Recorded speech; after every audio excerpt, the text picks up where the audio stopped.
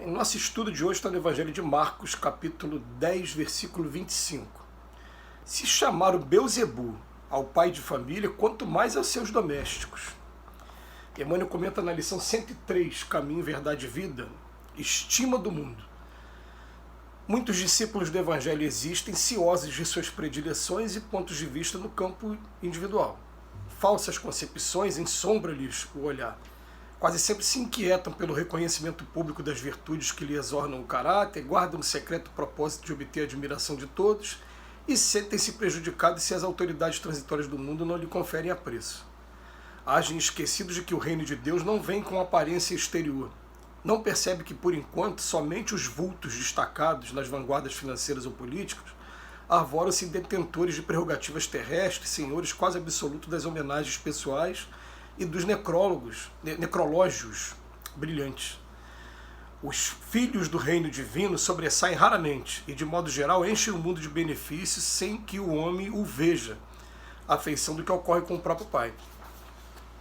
Se Jesus foi chamado feiticeiro, crucificado como malfeitor e arrebatado de sua amorosa missão para o madeiro afrontoso, que não deve esperar seus aprendizes sinceros quando verdadeiramente devotados à sua causa.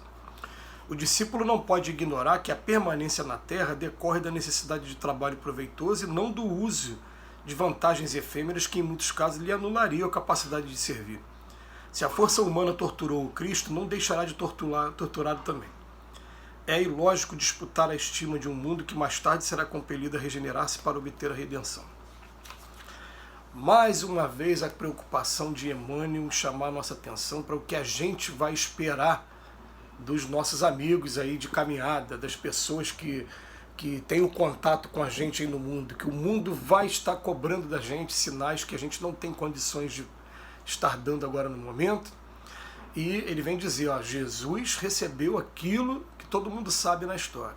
O que não recebem todos aqueles que são os seus aprendizes fiéis. Vão receber pedrada mesmo, vão ter que aprender a lidar com essa dor da pedrada e continuar o seu serviço o tempo todo. Ele vem chamando a atenção de que alguns ainda caem no equívoco de desejar a estima, desejar a conquista da confiança das pessoas que estão ao redor.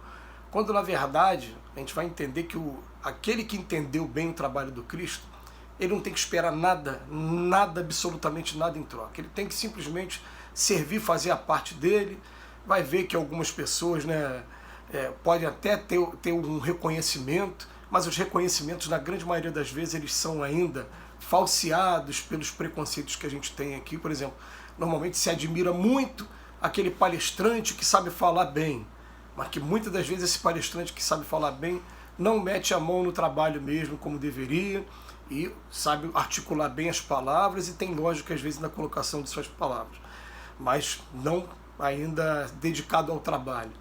E muitas das vezes aquela pessoa que é aquele anônimo, aquela pessoa que não sabe falar direito, mas que não para de trabalhar incessantemente, é ele que toca todo o trabalho mesmo de uma casa, como a gente está vendo agora nesses dias, um companheiro lá na nossa casa, ele sozinho está indo lá para pintar, para limpar, para lavar, ele tem o tempo para isso, tudo bem, está aposentado, mas muitas outras pessoas poderiam estar fazendo a mesma coisa e somente algum grupinho pequenininho está indo lá para se predispondo a fazer esse trabalho. Teve um grupo aí também, de maneira anônima, que durante todo o período da pandemia esteve lá presente para preparar o serviço da obra social, receber as doações, ir nos mercados, cheio de máscara, de álcool, naquele terror que estava no início da pandemia, mas nunca deixaram de fazer. Foram lá e depois montaram as cestas, botaram as bolsas, entregaram para as pessoas, organizando fila, com medo do Covid. E essas pessoas são anônimas e ninguém vai ter o conhecimento delas. Aí na doutrina espírita, como em qualquer outra doutrina, vai ter aqueles que se preparam e se dedicam ao trabalho mais público. Por exemplo, Chico Xavier acabou sendo um deles, porque Chico Xavier, quando completou 100 livros, no final da década de 60, livros psicografados, ele foi autorizado por Emmanuel a participar de alguns programas de televisão e aí ganhou muito mais notoriedade do que tinha antes, porque até antes eram matérias de jornais, daqui a pouco não, começou a se ver a imagem dele, né? E as pessoas querem ter essa fama, às vezes, desconfiando de que essa fama pode ser o caminho da ruína para ele, porque ou pode alimentar a vaidade, o orgulho dessa pessoa, ou então vai descobrir as chagas que todos nós temos em nossa alma e vai publicar, deixando bem exposto para todo mundo, porque sempre, até quem não tem chaga, como foi o caso do Cristo, esteve aqui entre a gente, o Cristo, os discípulos, o povo da época falava: quem é esse glutão, esse beberrão? Dizia que ele bebia demais, que ele comia demais, que ele vivia. Falavam absurdos do Cristo, né? Porque o Cristo estava sempre nas mesas. Ele disse que não vinha para os que estão sãos, mas para os que estão doentes. Mas essa anotação está lá no Evangelho de João, no Evangelho de Mateus. As pessoas falavam isso do Cristo. E o que não vão falar de cada um de nós? Então, a gente tem que estar preparado para não ter essa preocupação, né, de reconhecimento. E outra coisa, ele até fala aqui para a gente, esse reconhecimento, somente os vultos destacados, ou seja, nas vanguardas financeiras ou políticas, eles têm essa prerrogativa, mas na maioria das vezes isso vem para a derrocada deles mesmos, né? E depois ele coloca aqui para a gente, ó, se Jesus foi chamado de feiticeiro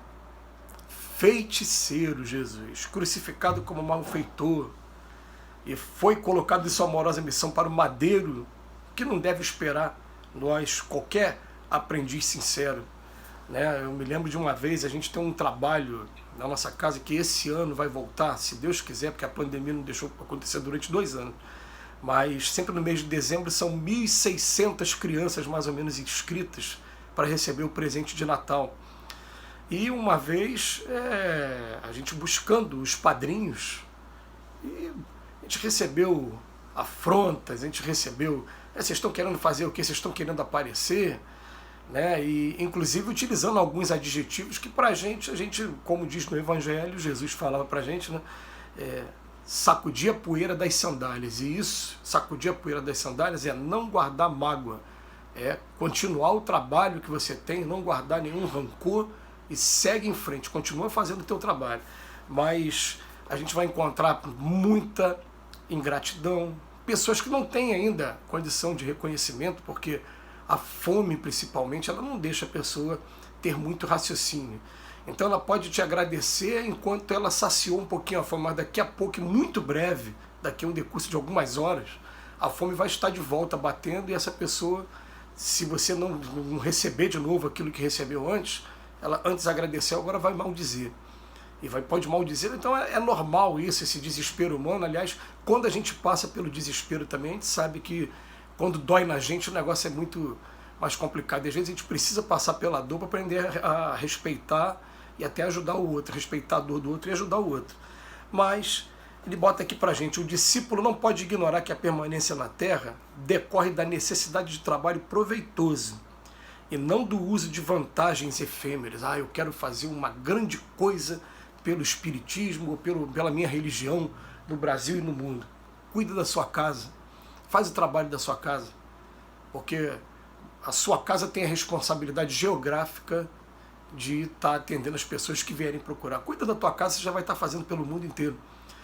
Mas as pessoas querem ter um reconhecimento, e esse reconhecimento é que vai trazer ruínas muitas das vezes. A gente só lembra, por exemplo, do capítulo 2 do Evangelho segundo o Espiritismo, que termina com uma rainha da França falando: meu Deus, que vergonha quando chego aqui e encontro no mundo espiritual aqueles que eram meus súditos, mas muito superiores a mim. Eu que tenho que pedir ajuda a cada um deles. E começa a mostrar para a gente o quanto fez a falta para ela o reconhecimento dos verdadeiros valores aqui da Terra. Então, vamos fazer o nosso trabalho, vamos trazer o sentimento para o nosso peito, vamos estar aliviando a dor das pessoas que estão aqui perto. A gente está promovendo a nossa felicidade, está promovendo a nossa continuidade no trabalho aqui também, no bem, está promovendo esse contato mais próximo com os espíritos que estão com essa missão de trabalhar para o Cristo. Assim a gente vai encontrar nosso caminho de felicidade, assim a gente vai estar cumprindo a nossa missão. Que Jesus nos abençoe hoje e sempre. Mais uma vez, obrigado, Emmanuel, pela reflexão.